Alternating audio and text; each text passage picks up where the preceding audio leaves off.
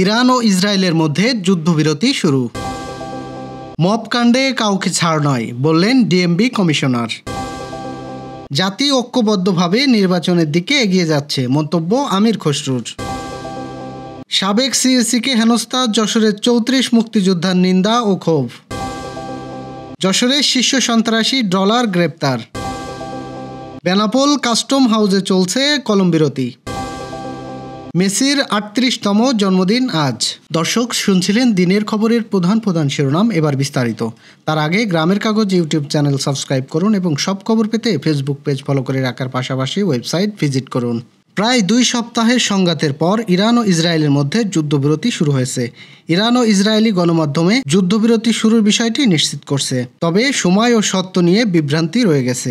এর আগে ইসরায়েল ও ইরান একটি সম্পূর্ণ ও সর্বাত্মক যুদ্ধবিরতিতে সম্মত হয়েছে বলে সামাজিক যোগাযোগ মাধ্যমে দেওয়া ঘোষণায় মার্কিন প্রেসিডেন্ট ডোনাল্ড ট্রাম্প মঙ্গলবার এই তথ্য জানিয়েছেন মার্কিন গণমাধ্যম সিএনএন-এর প্রতিবেদনে বলা হয়েছে, ইরান ও ইসরায়েলের কয়েকটি সংবাদ মাধ্যম জানিয়েছেন দুই দেশের মধ্যে যুদ্ধবিরতি কার্যকর হয়েছে। তবে এই যুদ্ধবিরতি ঠিক কখন এবং কি সত্ত্বে শুরু হয়েছে তা নিয়ে এখনও স্পষ্ট আসেনি। মার্কিন প্রেসিডেন্ট ডোনাল্ড ট্রাম্প প্রথমে একটি সামাজিক মাধ্যমে পোস্ট দিয়ে যুদ্ধবিরতির ঘোষণা দেন এবং জানান এটি ঘোষণার প্রায় ৬ ঘন্টা পর কার্যকর হবে।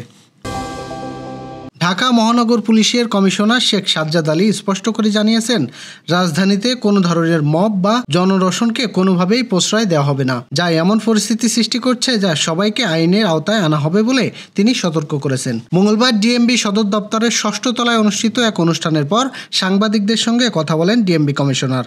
তিনি বলেন, মব নিয়ন্ত্রণে পুলিশের সদস্যদের কোনো গাফিলতি থাকলে তদন্ত সাপেক্ষে তাদের বিরুদ্ধে শাস্তিমূলক ব্যবস্থা নেওয়া হবে। সম্প্রতি সাবেক প্রধান নির্বাচন কমিশনার কে.এম. নুরুল হুদার সঙ্গে ঘটে যাওয়ার ঘটনায় এক ব্যক্তির আটকের তথ্য নিশ্চিত করেন ডিএমবি কমিশনার। তিনি বলেন, এ বিষয়ে একটি মামলা প্রক্রিয়াধীন রয়েছে। উল্লেখ্য, গত রোববার রাজধানীর উত্তরার একটি বাসায় ঢুকে একদল ব্যক্তি নুরুল হুদাকে টেনে বের করে এনে জুতার মালা পরিয়ে হেনস্থা এবং পরে পুলিশের হাতে তুলে দেয়। এ সময় তাকে জুতার আঘাত ও ডিম ছুঁড়ে মারার দৃশ্য সামাজিক যোগাযোগ মাধ্যমে ছড়িয়ে পড়ে। এ সময় ঘটনাস্থলে পুলিশ উপস্থিতি নিয়েও প্রশ্ন উঠেছে। সাবেক নির্বাচন কমিশনার কে.এম. নুরুল হুদাকে হেনস্থার ঘটনায় নিন্দা ও ক্ষোভ জানিয়েছেন যশোরের ৩৪ জন বীর মুক্তিযোদ্ধা। এ ঘটনায় এ ধরনের অপতৎপরতা প্রতিরোধে অন্তর্বর্তী সরকার এবং সংশ্লিষ্ট সবার প্রতি কার্যকর পদক্ষেপ নেওয়ার দাবি জানান তারা।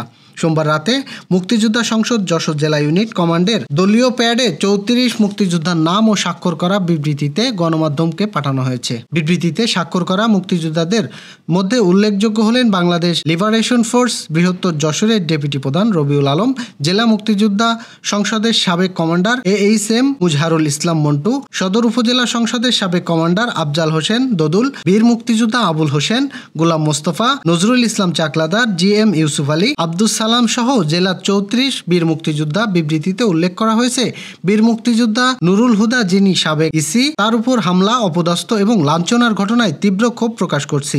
দুর্বৃত্তরা বীর মুক্তিযোদ্ধা নুরুল হুদাকে বাড়ির বাহিরে ডেকে এনে প্রকাশ্যে তাকে মারধর করে জুতা পরিয়ে দেয়। মুক্তিযোদ্ধা নুরুল হুদা মহান মুক্তিযুদ্ধে একটি বাহিনীর নেতৃত্বে ছিলেন। বিএনপির স্থায়ী কমিটির সদস্য আমির খসরু মাহমুদ চৌধুরী বলেছেন, জাতি ঐক্যবদ্ধভাবে ফেব্রুয়ারির প্রথমার্ধে জাতীয় নির্বাচনের দিকে এগিয়ে যাচ্ছে।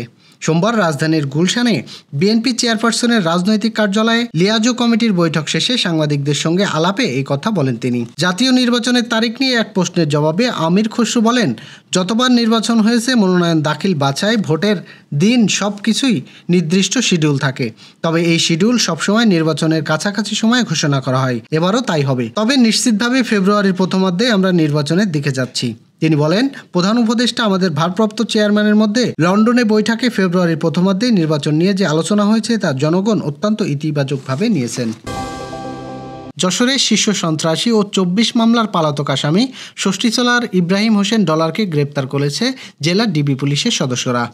সোমবার রাত 10টায় শহরের রেলগেট এলাকা থেকে তাকে গ্রেপ্তার করা হয়। আসামি ইব্রাহিম হোসেন ডলার ষষ্ঠীতলা এলাকার বাচ্চু মিয়ার ছেলে। ডিবি জানায়, আসামি ইব্রাহিম হোসেন ডলারের বিরুদ্ধে যশোর সহ বিভিন্ন থানায় খুন, অস্ত্র, বিস্ফোরক, মাদক ও দ্রুত আইনে মোট 24টি মামলা রয়েছে। তার মধ্যে 5টি মামলার গ্রেপ্তারি পরোয়ানা জারি ছিল। দীর্ঘদিন ধরে সে এলাকায় সন্ত্রাসী কর্মকাণ্ড পরিচালন করে আসছিল। গ্রেপ্তারের পর তাকে আজ আদালতে সোপর্দ করা হয়েছে।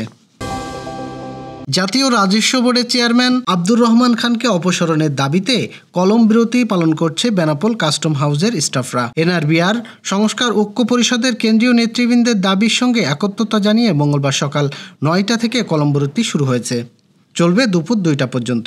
তবে এই কলম বিরতি চলাকালে বেনাপোল পেট্রোপোল বন্দর দিয়ে আমদানি রপ্তানি চেকপোস্ট দিয়ে আন্তর্জাতিক যাত্রী সেবা চালু রয়েছে। বেনাপোল কাস্টম হাউসের সহকারী কমিশনার রওজন হোসেন বিষয়টি নিশ্চিত করেছেন। জানা গেছে, সকাল 9টা থেকে দুপুর 2টা পর্যন্ত কাস্টমস হাউসের আমদানি রপ্তানি সংক্রান্ত কোনো শুল্কায়নে কাজ হবে না। কাস্টম হাউসের প্রধান ফটকের কলম বিরতির ব্যানার ঝুলিয়ে দেওয়া হয়েছে। বন্ধ করে দেওয়া হয়েছে কাস্টম হাউসের অনলাইন সার্ভার। জাতীয় রাজস্ব বোর্ডের অনলাইন সার্ভার বন্ধ থাকার কারণে আমদানি রপ্তানি সংক্রান্ত কোনো বিল এন্ট্রি দাখিল করা যাচ্ছে না। দুপুর 2টার পর থেকে পুনরায় কাজ চলবে। কলম বিরতির কারণে নতুন করে কোনো পণ্যের জিআইএম ইস্যু করা হয়নি। আগের ইস্যু করা জিআইএম পণ্যই আমদানি রপ্তানি হয়েছে। দুপুর 2টার পর থেকে নতুন আইজিএম ইস্যু করা হবে। বেনাপোল কাস্টমস হাউসের একজন কর্মকর্তা জানান, অবিলম্বে এনবিআর চেয়ারম্যানকে অপসারণ করতে হবে। তার মাধ্যমে রাজস্ব সংস্কার বিষয়ক কার্যক্রম সময়ক্ষেপণ ছাড়া কিছুই নয় বলে মনে করেন ঐক্য পরিষদ। ফুটবল বিশ্বের বিস্ময়ের নাম লিওনেল মেসি, যার ফুটবল শৈলীতে মুগ্ধ পুরা বিশ্ব। ক্লাব কিংবা জাতীয় দল সব জায়গায় দেখিয়েছেন ফুটবলের মুনশিয়ানা। সেই আর্জেন্টাইন জাদুকরের আজ 38তম জন্মদিন। 24শে জুন 1987 আর্জেন্টিনার রোজারিও একটি গ্রামে জন্ম নেন মেসি। শৈশবে হরমোজনিন সমস্যায় ভুগলেও সৃষ্টিকর্তা হয়তো চাননি এমন প্রতিভার বিকাশ কোনো কিছুতে বাধা হয়ে দাঁড়াক। তাই টিস্যু পেপারে স্বাক্ষর করে স্পেনে নিয়ে আসা বার্সেলোনা ক্লাব। বাকিটুকু ইতিহাস। বার্সাকে সব ধরনের সাফল্য এনে দিয়েছেন মেসি।